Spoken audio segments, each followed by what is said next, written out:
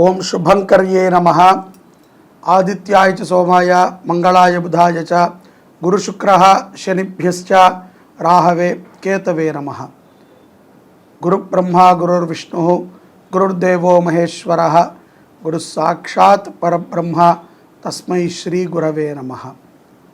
అస్మత్ శ్రీ గురుచరణారవిందాభ్యాం నమః. శ్రీ శ్రీ శ్రీ గణపతి సచ్చిదానంద సద్గురుభ్యో నమో నమః.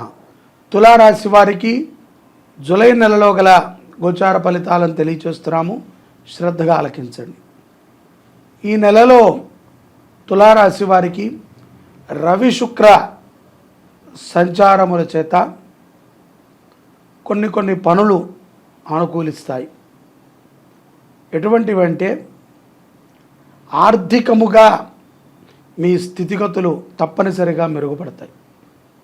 రెండోది, మీరు తీసుకునేటువంటి కొన్ని నిర్ణయాలు మిమ్మల్ని మీ కుటుంబాన్ని కూడా ప్రశంసించే విధంగా ఉంటాయి. అలాగే అపారమైనటువంటి భక్తి భావనని కలిగి ఉంటారు. తులారాశి జాతకులు ఎప్పటికప్పుడు తమ విధానాన్ని మెరుగుపరుచుకుంటూ ఉండాలి. అలాగే తొందరపాటుతో ఎవరిని కూడా దూషించటము కానీ ఎవరితో కూడా గట్టిగా మాట్లాడటము కానీ మంచి పద్ధతి కాదు. ముఖ్యంగా స్త్రీలు, తులారాశుల జాతకంలో ఉండేటువంటి స్త్రీలు మీ మీద కొన్ని నిందలు పడతాయి. నెగటివ్ ఎనర్జీలు ఎక్కువగా మీ చుట్టూ ఉంటాయి. ఈ సమాజంలో ప్రస్తుతం ఉన్నటువంటి పరిణామాల వల్ల మనము మంచి చెప్పినా ఎదుట వారికి చెడే వినబడుతుంది. కాబట్టి ఎంత మొరపెట్టుకున్నా ఎదుట వారికి మనం సలహా ఇచ్చేటప్పుడు ఆలోచించి ఇవ్వటం మంచిది. తొందరపాటుతో మన అని అనుకుని మనము ఏమైపోతాడా అనేటువంటి ఒక బాధతో తొందరగా మనము గనక సలహాలు ఇస్తే, మాట ఇస్తే మనము ఇబ్బంది పడాల్సి వస్తుంది. 12వ ఇంట తులారాశి వారికి కుజ ప్రభావము కూడా ఉంది. దీని చేత కొంత అనారోగ్య సమస్యలు కూడా వస్తాయి. లేని ఎడల ఎవరికో అనారోగ్యము చేసినా మీ ధనము ఖర్చు అయ్యేటువంటి సందర్భాలు ఉన్నాయి. తులారాశి జాతకులు ప్రయాణము చేసేటప్పుడు చాలా జాగ్రత్త అవసరం. వేగం ప్రమాదకరం. ఆర్థికంగా కెరియర్లో మీరు డెవలప్మెంట్ అవ్వటానికి ఈ యొక్క మాసము ఎంతో ఉపయుక్తమవుతుంది. ఉద్యోగపరముగా మీ పైన కొన్ని ఒత్తిళ్ళు ఉన్నప్పటికీ వాటిని అధిగమించి ఉద్యోగముల్లో స్థిరపడతారు. ఎంతో కాలముగా పర్మినెంట్ అవనటువంటి ఉద్యోగస్తులకి ఈ మాసములో పర్మినెంట్ అయ్యేటువంటి సందర్భాలు ఉన్నాయి. నాకు తెలిసి తులారాశి జాతకులు కొంతమంది వ్యాపారములో ఉన్నప్పటికీ వారు తమ వ్యాపార నామధేయాలను కూడా మార్చడానికి ఈ మాసంలో యోచన చేస్తారు. అలాంటి పనులు చేసేటప్పుడు తొందరపాటు పనికిరాదు. కొంత సమయాన్ని తీసుకుని అటువంటి పనులు చేయండి. ఎక్కువగా ఇతరుల యొక్క సమస్యలని తమ సమస్యలుగా భావించి ఒత్తిడిని తీసుకోకుండా ఉండటం మంచిది. ఎవరిదో సమస్య మనం టెన్షన్ పడుతూ ఉంటే వాళ్ళు ఎప్పుడు టెన్షన్ పడాలి. కాబట్టి అటువంటి కంగారుని తులారాశి జాతకులు పడవద్దు. విద్యార్థులు చక్కగా విద్యాభ్యాసం చేస్తారు. ఈ నెలలో ఆర్థికముగా ద్వితీయార్థములో చాలా బాగుంటుంది తులారాశి జాతకులకి. కుటుంబపరముగా ఆహ్లాదంగా గడుపుతారు. భార్యాభర్తల మధ్య ఒక మంచి అనుకూలమైనటువంటి వాతావరణం ఏర్పడుతుంది. ఒకళ్ళ మీద ఒకళ్ళకి అపారమైనటువంటి ప్రేమ కనిపిస్తుంది. సత్సంతాన యోగము కూడా తులారాశి జాతకులకి ద్వితీయార్థములో ఉన్నది. ఉద్యోగములు లేనటువంటి వారికి చక్కటి ఉద్యోగాలు లభిస్తాయి. స్నేహితుల నుండి వర్తమానం అందుతుంది. విదేశాలకు వెళ్ళటానికి స్నేహితులు కొంత ఉపయుక్తమవుతారు. తెలిసిన వారు, ఆప్తులు కానీ స్నేహితులు కానీ మిమ్మల్ని విదేశాలకి పంపించడానికి ద్వితీయార్థంలో కొంత ప్రయత్నాలు జరుగుతాయి. మీ పిల్లలు సాధించినటువంటి కొన్ని విజయాలు ఈ మాసంలో మీరు తలుచుకుంటారు. అటువంటి సందర్భాలు కూడా కొన్ని ఉంటాయి. పెద్ద పెద్ద గురువుల దగ్గర, దేవాలయాల్లో, మీకు నచ్చినటువంటి ప్రదేశాలలో మీ పిల్లలు సంగీతం నేర్చుకునేటువంటి వారైతే వారి యొక్క ప్రభని చాటుతారు. అలాగే అపారమైనటువంటి గురుభక్తిని కూడా తులారాశి జాతకులు ఈ యొక్క మాసములో ద్వితీయార్థములో ఎక్కువగా పొందగలుగుతారు. ఆరోగ్యపరంగా చిన్న చిన్న సమస్యలు ఉన్నప్పటికీ వాతావరణ సంబంధిత రోగాలే తప్ప శాశ్వత రోగాలు కాదు. అలా అని చెప్పి వృద్ధులు, బీపీ షుగర్లు ఎక్కువగా ఉన్నటువంటి వారికి చాలా జాగ్రత్త తీసుకోవాలి. లేని ఎడల ఆపరేషన్ పడేటువంటి సందర్భాలు కూడా ఉన్నాయి. తమ కోసము తాము నెలలో 1 లేదా 2 రోజులు పూర్తి విశ్రాంతిని పొందాలి. ఎటువంటి ఆలోచనలు చేయకుండా నచ్చిన ఆహారాన్ని తింటూ నచ్చిన ప్రదేశాన్ని చూస్తూ చక్కగా ఆ రోజుల్ని కాలక్షేపం చేయాలి. ఒత్తిడిని పొందడం ద్వారా స్త్రీలు కానీ విదేశాలలో ఉన్నటువంటి వారు కానీ కొన్ని సమస్యలని కొని తెచ్చుకోవాల్సి వస్తుంది.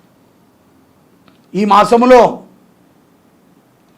గౌరీ ఆరాధన, దుర్గా ఆరాధన, ఏదైనా అమ్మవారి ఆరాధన తులారాశి వారికి ఎంతో ఉపయుక్తమవుతుంది. అలాగే కోర్టు వ్యవహారాలు చాలా చక్కగా కలిసి వస్తాయి.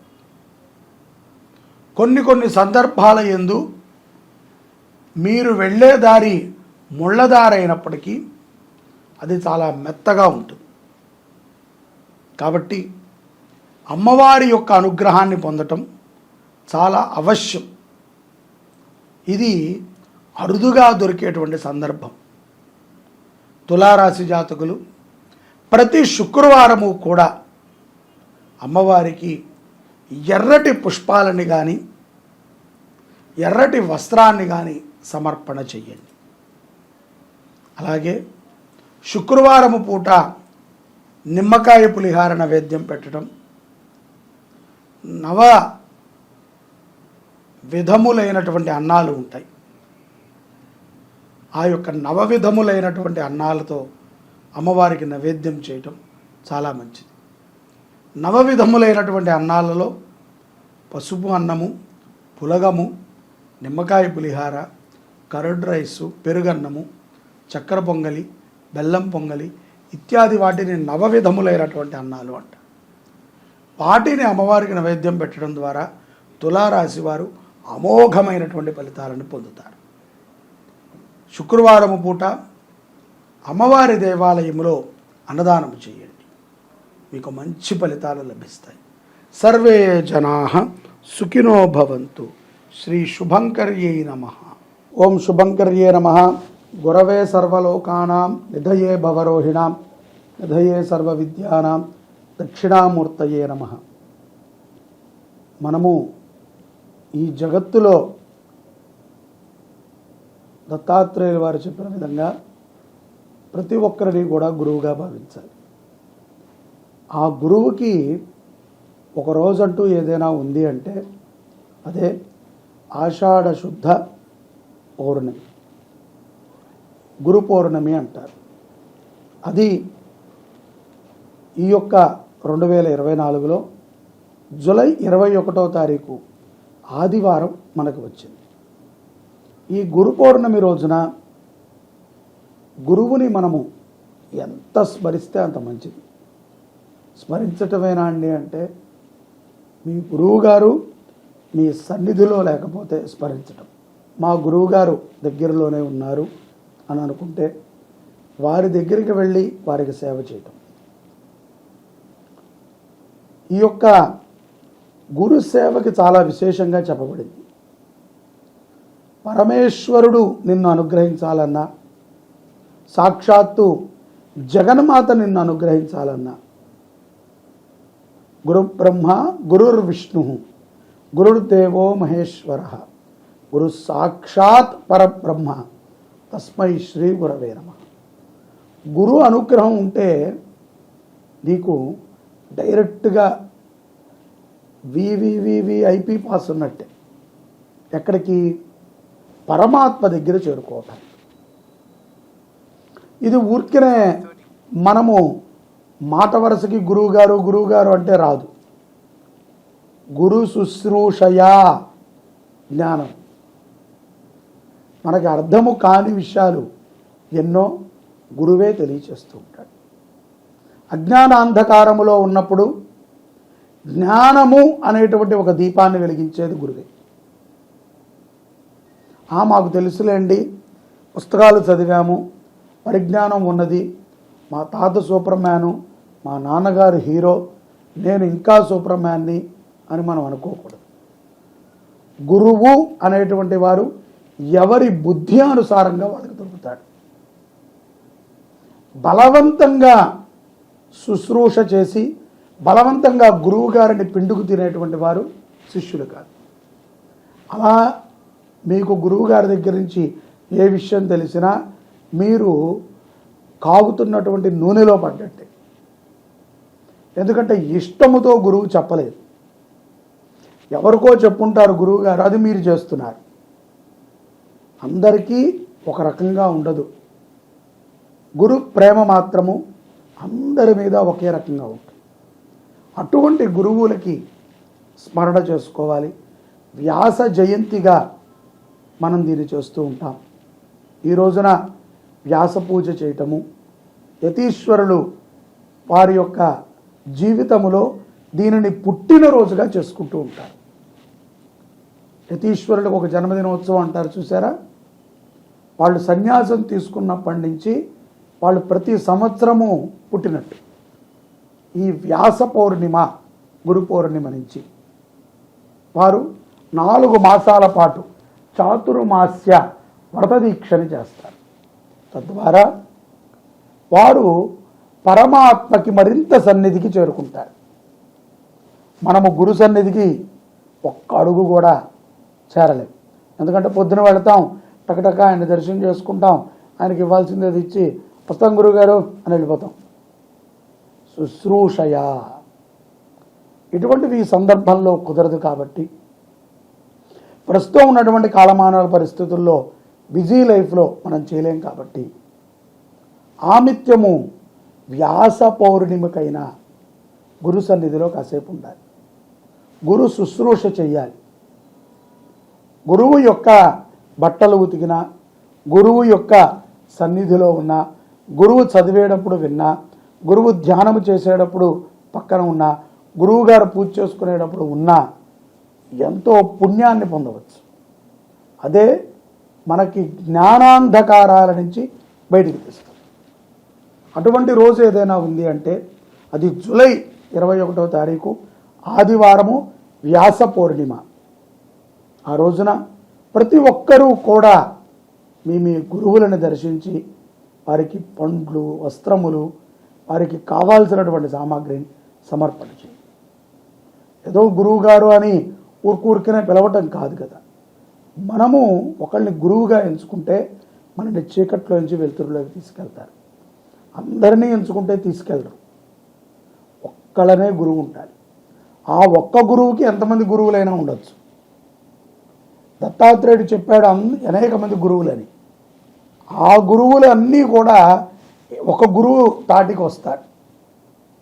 కాబట్టి గురువుని పూజించే రోజు ఏదైనా ఉంది అంటే అది వ్యాస పూర్ణిమ. మన కర్మలని కడిగేస్తుంది, మనకి జ్ఞానాన్ని ప్రసాదిస్తుంది. మీరందరూ గురు పౌర్ణమి రోజున మీ గురుదేవులని స్మరణ చేసుకుంటారని భావిస్తున్నాను. జై శుభంకరి.